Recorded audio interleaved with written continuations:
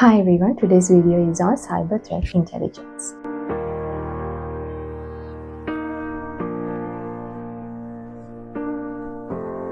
So let's start with what exactly cyber threat intelligence or CTI means. In simple terms, CTI is the process of gathering information about potential cyber threats and using that information to stop attacks before they happen. So CTI helps businesses understand who might attack them, how the attackers might execute those attacks, and what they can do to prevent them from happening. So basically, this is like having a spy who helps you to stay one step ahead of the cyber criminals. Why is cyber threat intelligence important? The first point is to understand the threats. Cyber threat intelligence or CTI gives organizations a clearer picture of how cyber attacks work. It helps them understand the methods attackers use and how to defend against them. This way, the security teams can make smarter decisions and be well prepared. So the next point is to stay ahead of the attacks. With CTI, companies can take action before the attacks even happen. It helps them to spot threats early and decide which ones are the most urgent so they can act quickly. Third point is to help business leaders make smart decisions. So CTI isn't just for the security teams. It also helps business leaders like CEOs, CTOs make better decisions. They can use those information to invest in the right security tools, reduce risks, and make their companies run more smoothly. The next point is responding to attacks faster. When an attack happens, CTI helps security teams figure out what's going on much more faster. So this means that they can respond quickly, reduce the damage, and fix the issue more effectively. Last point is improving the overall security. So this means that CTI helps organizations to find and fix weaknesses in their systems. And by addressing these weaknesses, they can reduce the chance of being attacked and improve their overall security. Types of cyber threat intelligence.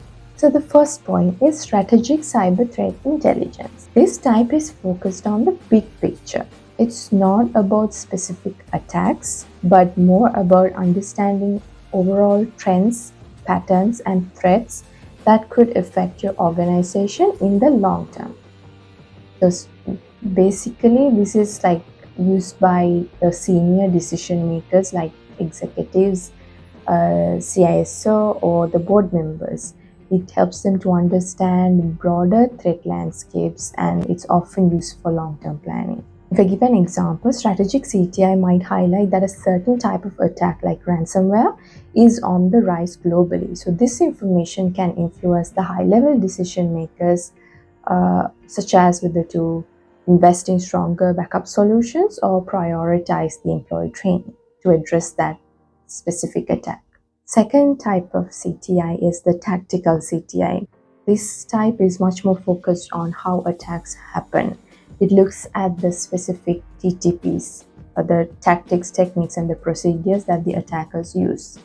So this type is often used by the security teams like incident responders and threat hunters to understand exactly how a specific attack happens so that they can better protect their systems. If I give an example, tactical CTI might reveal that a particular hacker group is using phishing emails to gain access to corporate networks. So with that information, the security teams can come up with proactive measures such as blocking specific attachments or maybe educating the employees to recognize phishing attempts. The third type of CTI is operational CTI. So this is more of a real time and it is focused on active threats. Basically, CTI helps security teams to identify the live threats like ongoing attacks or campaigns, and it's used to make fast decisions on how to respond.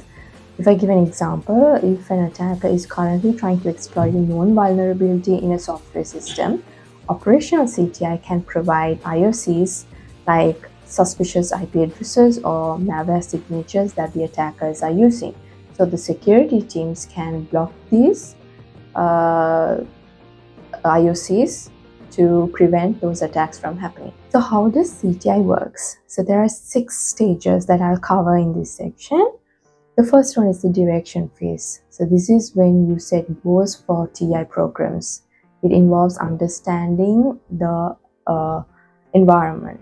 So information on the assets and business processes, the information of the assets and business processes that need to be protected, the potential impacts of losing those assets or interrupting the processes, and the types of threat intel that the security organization requires to protect assets and respond to those emerging threats, and also the priorities about what to protect.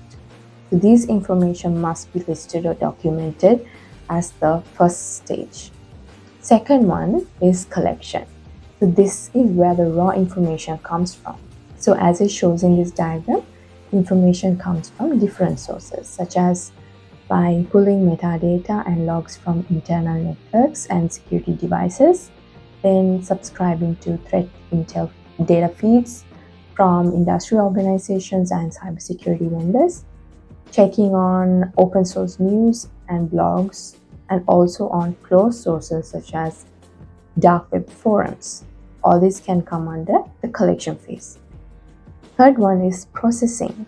Processing is the transformation of collected information into a format usable by the organization.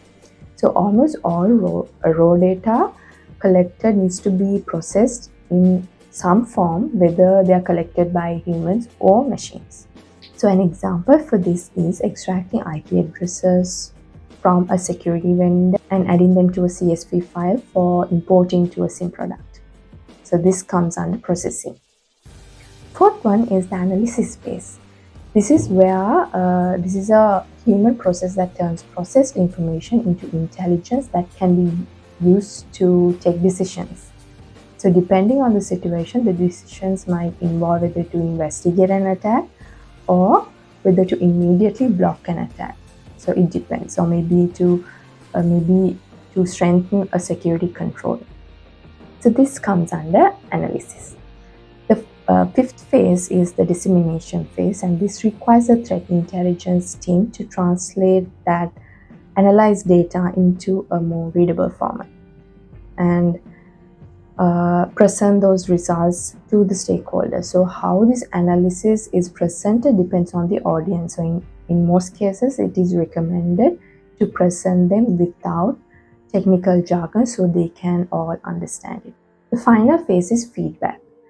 This stage involves getting feedback on the provided report to determine whether adjustments are needed to be made for future threat intel operations. Last section is on the TI platforms. There are a lot of platforms out there that gathers and analyzes threat data from different public sources to provide security insights. These may be important for proactive defense and threat mitigation in security operations. Also, there are both commercial and open source tools, and I have listed some in this slide. So this is all for this video. I will also be doing another video on a TI platform in my next one. If you all have any questions regarding this one, you all can drop them down in the comment section below. Thank you so much.